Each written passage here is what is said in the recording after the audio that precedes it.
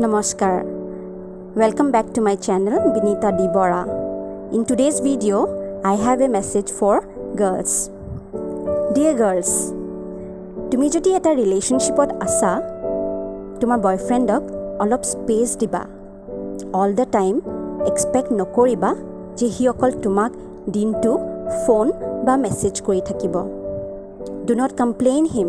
সি যদি দিনটোৰ কিবা কথা তোমাক আপডেট কৰিবলৈ পাহৰি যায়. বন্ধুৰ লগত যদি সি বাইক ৰাইড বা ড্ৰাইভিং বা এডভেঞ্চাৰাছ ট্ৰিপত যাব বিচাৰে, allow him to live his life. Boys love that. Trust কৰিবা.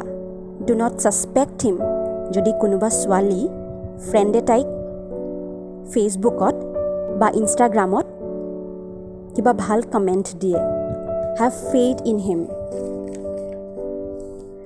Do not behave like a cry baby. সৰু সৰু কথাত নাকান্দিবা. কিবা কথা মনত থাকিলে কৈ দিবা. লগে লগে কৈ দিলে তোমাৰ বয়ফ্ৰেণ্ডে বুজি পাব.